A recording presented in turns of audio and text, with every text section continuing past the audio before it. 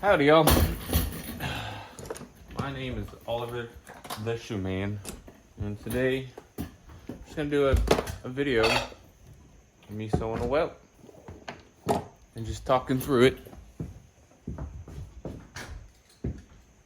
If you've seen a lot of my other videos, I kind of skipped this whole process, so I figured I'll do just one full video of me sewing the welt on a pair of shoes. That way, if you guys would like to see it, you can. So, let me just grab everything that we need. These are a pair of Red Wing, let's see, 9022s. I believe these are the Beckman models, one of the colors. Beautiful shoe. So, just to guys give you guys kind of an idea what we're doing. So there's holes into the sides of the shoe, and then that white piece is called the gemming that gets glued to the footbed, and then that gemming plus the outer leather get all stitched together with the welt. And once you have the welt on there, you could stick a midsole and then a sole on top of it, and it all gets stitched to this piece of leather. So this piece of leather gets stitched to the shoe, and then the soles get stitched to the piece of leather. So we got a little groove here that we're going to follow, and it kind of countersinks the leather or the stitch, so it's protected. And you want to make sure you go in through all the original holes, welt holes. We've got some wax thread here, and our needle has a little hook at the end, an open hook, so almost like a fish hook. You can imagine that. Basically like a fish hook. It's even got a barb on it to help pull it through. So just to get it started, we'll pull one side through, the other side stays close, or it stays attached to the bundle, and then you line up your next hole into that groove and into that hole. Now you don't want to make new holes, because then you'll kind of cheese grate the uppers, and then you have also a chance of misshaping the shoe and making it tighter. But we don't want to do that, so we're just going to go in, follow every single hole. And so now that we got it started, we'll call this the inside thread and this the outside thread. So you make a loop, hook it onto your needle, and you pull it through to the outside. Now you have a loop. You pull your outside thread through your loop, and then you pull the inside thread through, back together, wrap it around the handle and your fingers, pull tight, and it makes kind of a chain, or some sort of, it's called a, I don't know what kind of stitch this is called, I'm sorry. But so pretty much, well, it's not the only way you can do it. There is another way you can do it. It's called a saddle stitch, but that takes a whole lot longer because you need an awl, AWL, which is kind of like this, but without the hook. It's just a point. And then you have to poke the hole into the welt, and then you have your two threads with the needle on either side, and you kind of interlock them back and forth, if that makes any sense. But yeah, that takes a little bit longer to do, and this does the same thing a little bit faster. So this is what we're doing. And I figured we'll call this Welting Wednesday. So every Wednesday, I have a pair of shoes that need welting. I'll sit down and go through it. You guys can watch me welt and just talk about some random things, whatever's on my mind. Maybe we'll start doing this live so I can start talking with you guys too. That might be cool. So let's just I guess talk about these boots. These boots have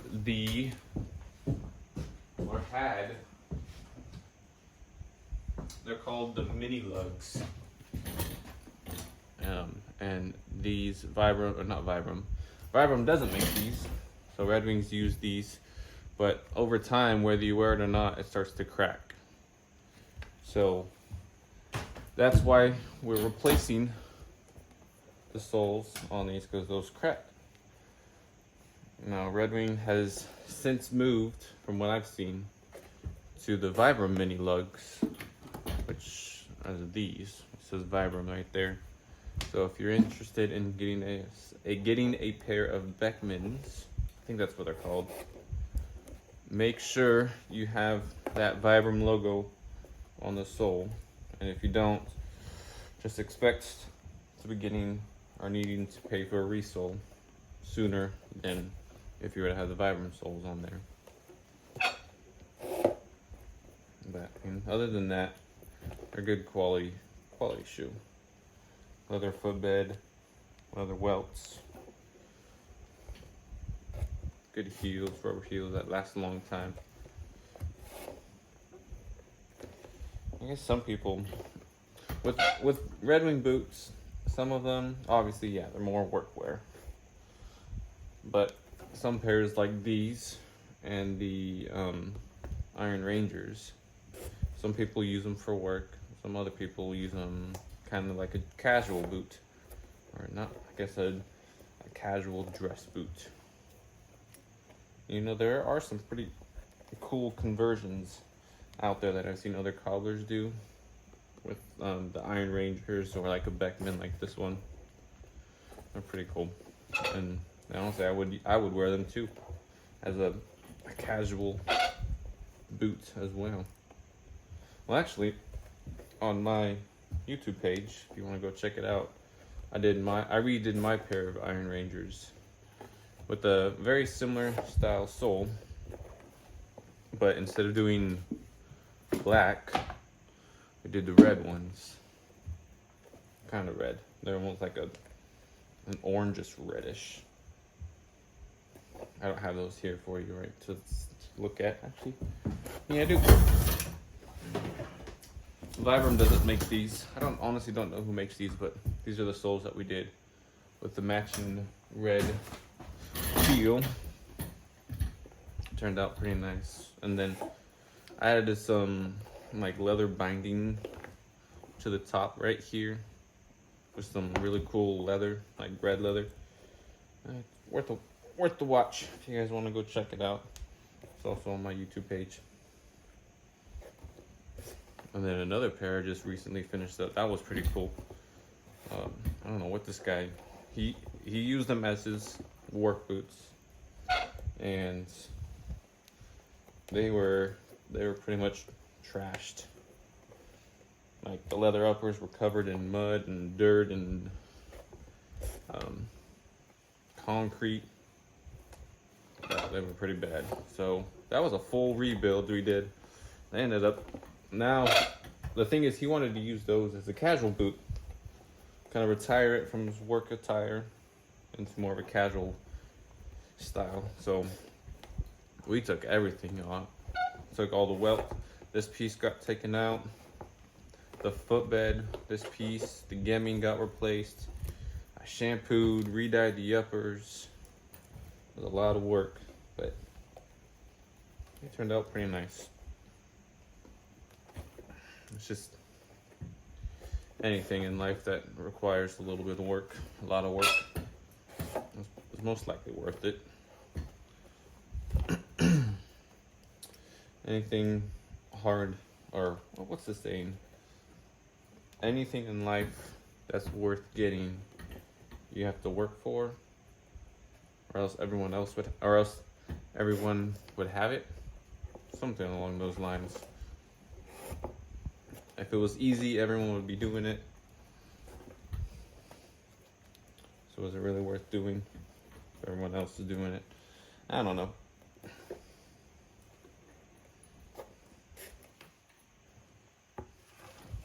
I just know there's one way to get ahead in life, in this life at least. I mean, I'm 21 years old. I'm still learning, so I'm not, don't go quoting me as some professor.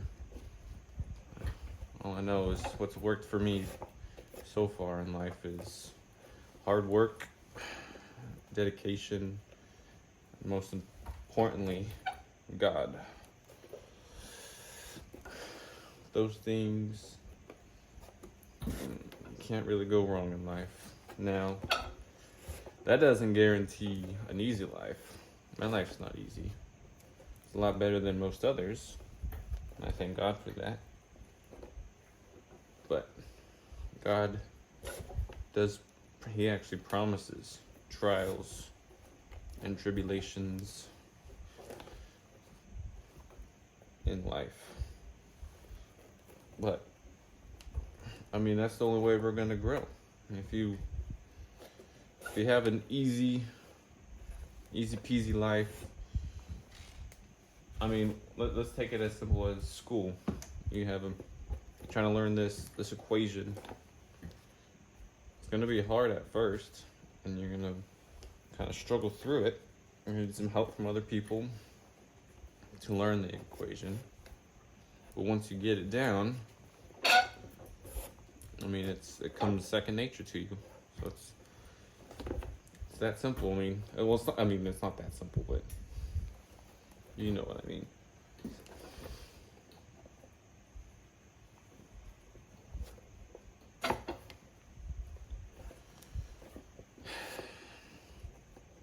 So, if you're having a hard time right now in life, one thing, first of all, make sure you're right with God. Make sure you're in prayer every day, multiple times a day.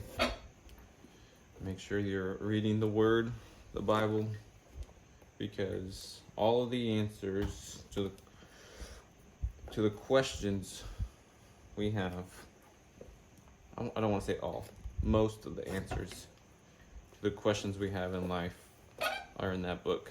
And the questions and the answers to the questions that aren't in there, it's just God didn't want us to know, and we have to be okay with it, because He is an all-knowing God. He created everything, and some things we just don't. Well, mainly I think it's just we don't need to know. I personally don't know if it's. I mean, let's take some science mumbo jumbo. I frankly don't really care.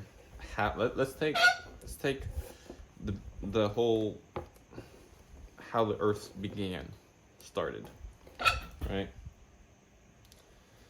Now, please bear with me because I haven't done research on the whole Big Bang Theory.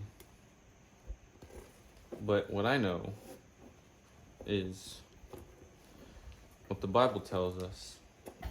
In the beginning, God created the heavens and the earth. And for me, that's all I need to know. I don't know. I don't care how He did it. Whether it was a Big Bang or it was just He snapped His fingers and molecules and whatever, it all came together. And boom, there's the earth. That I don't care to know how it happened. I just know it happened. God created it. He created all of us. He has a purpose for all of us. And I don't think, how do I put this? I don't think that I would want to follow and worship a God that we were able to figure out everything He did and how He did it. Does that make sense? Because then is He really a God? If we can figure out how He did things, we can just replicate it and do it ourselves. So then that's another big old wormhole that it could go down. But yeah, I think all I know, I'm very satisfied. There's the word I need. Satisfied with just simply knowing God created the earth, He created us. How He did it, I frankly don't care. He's God.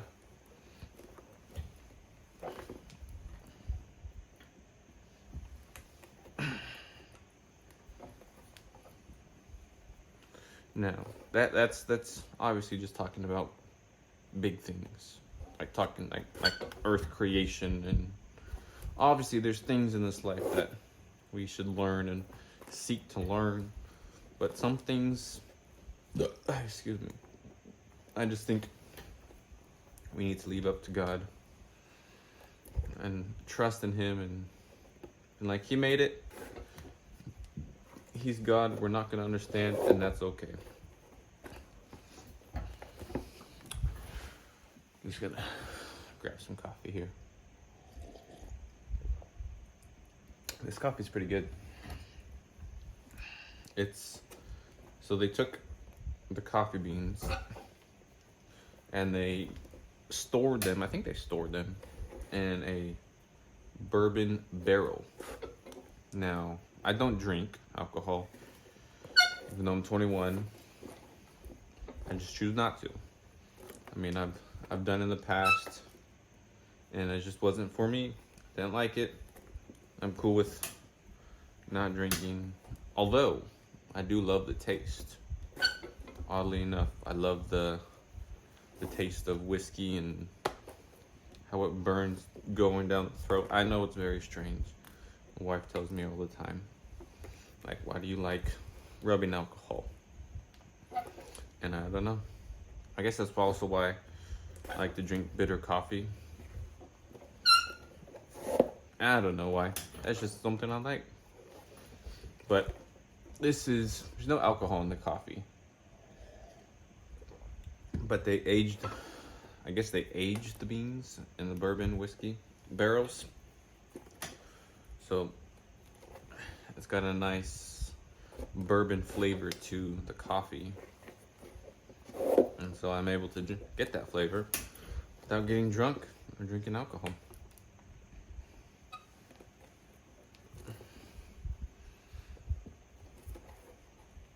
And get caffeine while I'm at it too. Keep on going.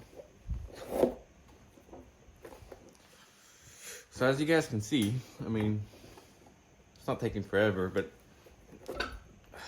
yeah, you gotta be careful with that too. If you get too close to the edge, you'll kind of rip it out. And that's no bueno because you just weaken the welt there. But if I just go ahead and skip that hole, it'll hold just fine with no issue. I know that for a fact. And you won't be able to tell it was even like that. So there is kind of a skill to it, and I've been doing this for 3 years now. I think the whole shoe repair business, shoe repair, learning how to, and still learning. So each and every day I'm learning. And I don't think I'll ever stop learning too. I don't think you ever truly master anything. There's always something new to learn, something to improve upon, something to work on and better. Obviously, the more you work on it, the better you'll get.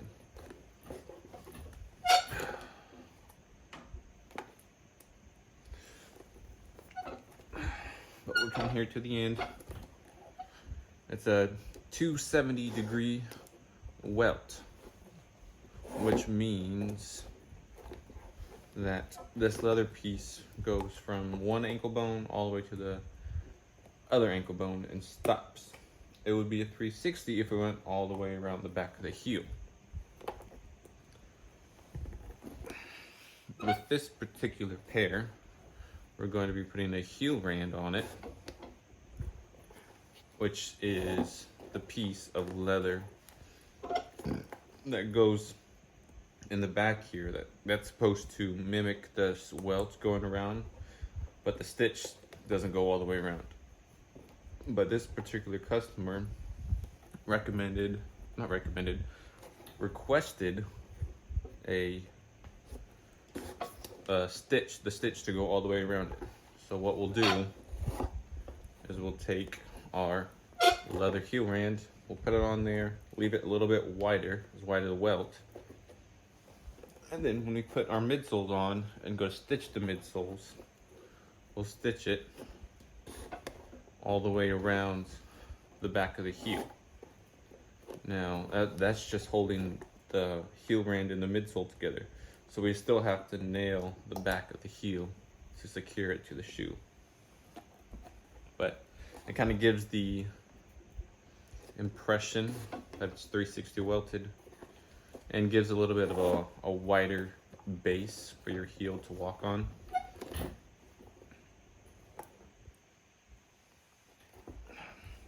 I always just prefer 360 Goodyear welted boots. Now for some dress shoes, that is a 270 kind of makes sense for dress shoes because it allows you to give a narrower profile here in the back. You could stand it roll up close to the shoes, where the leather welt you kind of need to leave a little bit out so the stitching can be there. And there's a way we could actually turn this boot into a 360 Goodyear welt. It's not hard at all. All you gotta do is, so this leather's folded over, you gotta take all these nails out, fold it up, and then continue the gemming all the way around the footbed, and then just stitch along the edge, and then you got a 360 Goodyear welted boot. It's just that takes a little bit more time, a little more effort and money to do, which is not a problem. I'll do it if a customer wants us to.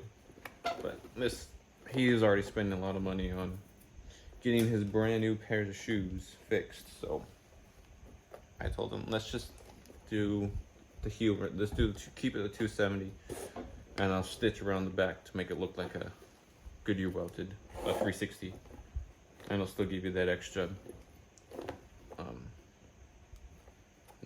room, or the wider foot base for your heel. We're coming around here to the end, and that means we're almost done. So I think we're gonna call this, like I said, Welting Wednesday, where I just sit down, film myself welting a boot and kind of talking whatever's on my mind. And let me know if you guys like this, if you want to see more, and maybe we can start doing live sessions. It'll have to be nighttime because I have the shop to run during the day. Nighttime is kind of the only time I actually get some work done, because I don't have anybody coming in through the door asking for help and all that lovely stuff, which is a blessing. Don't get me wrong.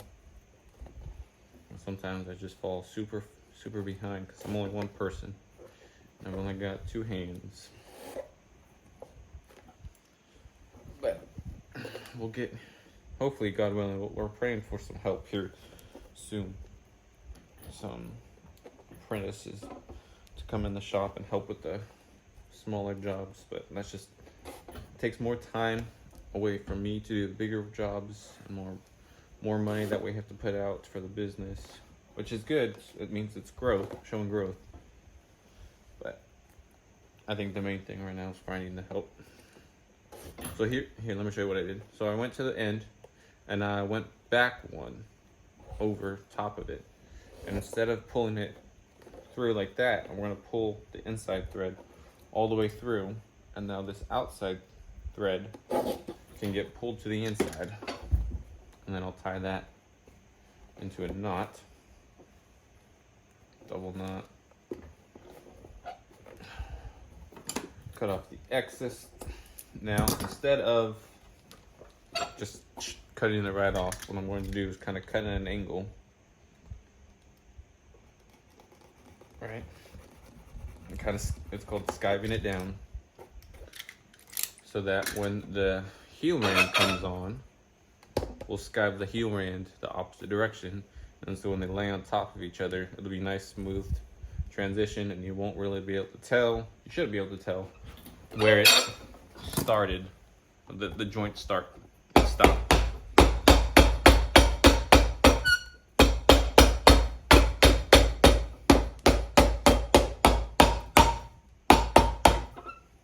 Alrighty, now you got a 270-degree welted boot, ready for new cork. Put the shank back in, heel rand, soles, heels, and good to go. So thank you guys for joining me this Welting Wednesday. Like I said, let me know if you want to see more of this, and if you guys would be interested in doing like a live show or watching it. So y'all have a good day, and God bless you.